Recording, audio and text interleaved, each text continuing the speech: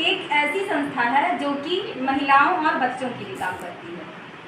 तो मैं ये कहना चाहती हूँ कि अगर आप लोग किसी भी तरह आपके घर में कोई लड़की है, वो अपने भाभी पापा मम्मी किसी से भी अच्छे से नहीं बात कर पाती है, उसको कई तरह की समस्याएं होती हैं जब वो किशोरावस्था में प्रवेश करती है, तो उसके लिए वो आंगनबाड़ी कार्यकर्ता से संपर्क कर सकती है। वहाँ जाके आंगनबाड़ी केंद्र में और बात कर सकती है साफ़ सफाई स्वच्छता के बारे में, किसी भी तरह जानकारी के लिए। और जैसे ही बच्चा गर्भ में आता है तो महिलाएं आंगनबाड़ी केंद्र में जाके अपना पंजीयन करवाती हैं। इसके बाद उनको मातृ वंदना योजना का लाभ मिलता है। उसमें 5,000 रुपये गर्भवती महिला को प्रथम प्रसव में मिलता है, और अगर उसका संबल कार्ड बना है तो 12,000 रुपये उसको हॉस्पिटल से मिलता है, और 1,000 रुपये उसको अगर वहाँ वो अपना संस्थागत प्रसव करवाती है तो वहाँ मिलता है। कुल मिला के उसको अगर एक महिला है और जागरूक है, अपना संबल कार्ड बनवा ली है, तो उसको 16-17,000 रुपये टोटल मिलते हैं गर्भावस्था में प्रसव प्रसव में। तो आप सब अगर आप लोगों के पास जानकारी नहीं है, हर जगह आंगनबाड़ी केंद्र में कार्यकर्ता उपस्थित रहती हैं। वहाँ पर आपको पूरी सही जानकारी अगर लेनी है तो आप वहाँ जाइए और संपर्क करिए। जैसे ही बच्चा घर में 3 महीने का हो जाता है तो उससे सुई लगती है, और पहले प्रसव के साथ उसका पंजीयन होता है आंगनबाड़ी केंद्र में, और उसको आयरन फॉलिक एसिड और उसकी टैबलेट मिलती है, आयरन फॉलिक एसिड और कैल्शियम, उसको डेली खानी रहती है। और उसके साथ हरी पत्तेदार सब्जियाँ, दूध, कैल्शियम जिससे मिलता है, खून की कमी ना हो। अगर 7% से कम खून हो जाता है गर्भवती महिला के तो उसके बॉटल चढ़ता है फ्री हॉस्पिटल में, उसकी जांच होती है। अगर जांच में 7% से कम खून निकलता है तो उसके बॉटल चढ़ते हैं आयरन में।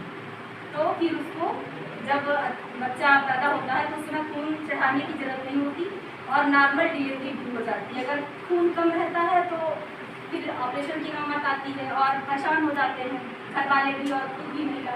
तो इसलिए हमेशा ही जागरूकता के साथ, जैसे ही बच्चा पता चले कि आ गया है घर में, सबसे पहले जाके आंगनबाड़ी केंद्र में पंजीयन करवाएं और अपना नाम वहाँ पे जुड़वाएं, कार्ड बनवाएं, स्वास्थ्य सेवाओं का लाभ लें, 4 जांचें करवाएं और पूरा अपना जो भी शासन की तरफ से सहायता मिलती है उसका लाभ लें। और इसके बाद अगर पहली बालिका हुई तो उसको लाडली लक्ष्मी योजना का लाभ मिलता है।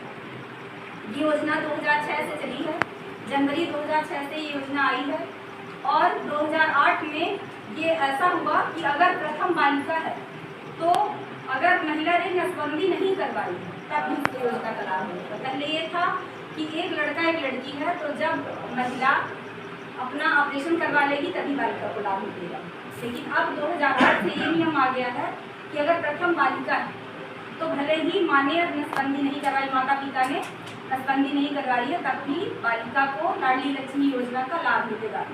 पहले ये 1,18,000 मिलता था, अभी शासन ने 0.2 लागू किया है, लाडली लक्ष्मी योजना 0.2। उसमें ये आ गया है कि अब 25,000 रुपये सरकार कॉलेज के लिए, अगर कोई लाडली लक्ष्मी बेटिया कॉलेज में एडमिशन लेती है, कॉलेज तक पहुँचती है तो उसको एक्स्ट्रा 25,000 रुपये सरकार देगी। तो इसलिए अब 18 में 25 और ऐड हो गए हैं।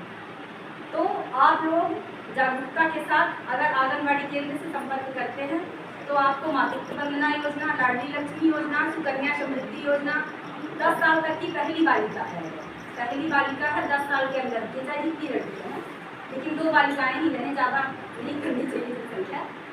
तो 10 साल से पहले अगर रहे और 10 साल से अंदर की बालिका रहे तो उसको सुकन्या समृद्धि योजना का लाभ मिलता है। उसमें जितने पैसे आप जमा कर रहे हो उसका 8% सरकार ब्याज देती है, और जब लड़की 15 साल की हो जाती है तो 50%, 18 साल की हो जाती है तो 100% आप निकाल सकते हो। और उसको भी मतलब अगर उसकी पढ़ाई में भी खर्च करना चाहो, नहीं शादी करना चाह रहे हो तो इसमें भी कर सकते हो, पढ़ाई में भी कर सकते हो, शादी में भी कर सकते हो, किसी भी काम में आप उसका कर सकते हो। ये योजना मध्य प्रदेश सरकार ने चलाई है कि जिससे बिटिया अपने मम्मी पापा के ऊपर बोझ न बने, सुकन्या समृद्धि योजना। तो इसमें आप लोग हम लाभ कर पंजीयन करवाइए और पोस्ट ऑफिस में खाता खुलवाइए। 10 साल के पहले की बालिका को मिलता है और 15 साल और 18 साल की पेंशन करेगा। ये सब योजनाएं हैं महिला बाल विकास की, तो इसका आप सब लोग लाभ लें और अपना आंगनबाड़ी केंद्र में जाके संपर्क जरूर करें, अपने अपने आंगनबाड़ी जो आपके क्षेत्र में आते हैं वहाँ जाकर। धन्यवाद।